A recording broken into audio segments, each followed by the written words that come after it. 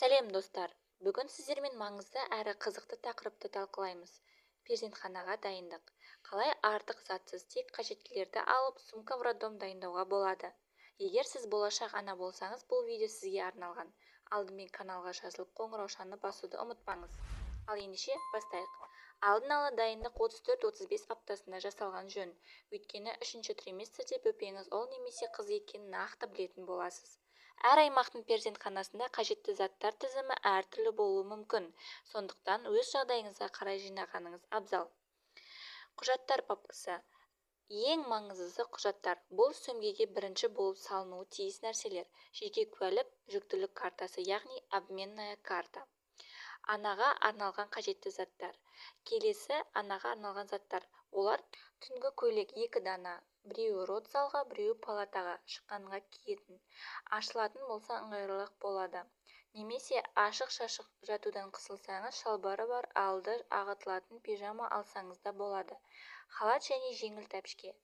Көп жерде үйге арналған тәпішке мен резинге тәпішке деп айтылып жатады. Одан да екеуін алып ақша құртқанша резинге тәпішке алғаныңыз абзал. Душқа және коридорға да сомен жүре беруге болады.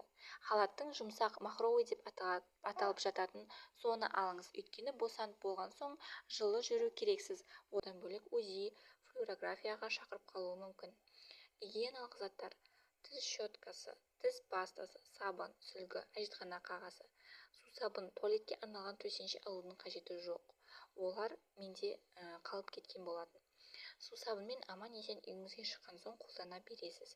Роддомда суық тиіп алғызуыңыз мүмкін.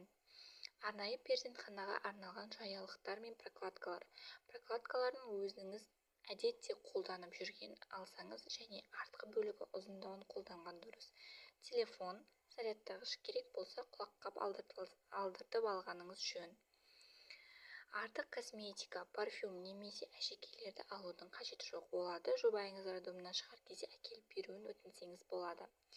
Нәрестеге арналған заттар. Енді кішкентайыңызға не қажет екенін айтамыз.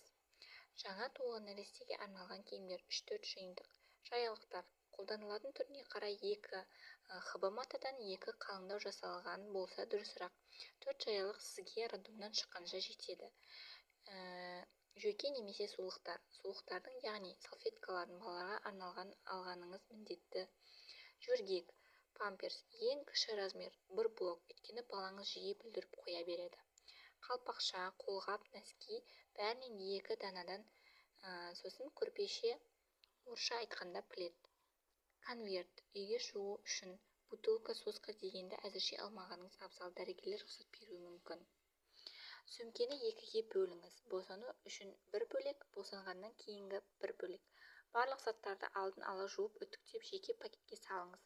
Жолдасыңыз немесе туысыңыз сізді сөмкеңізді таба алатындай реттеп жинаңыз.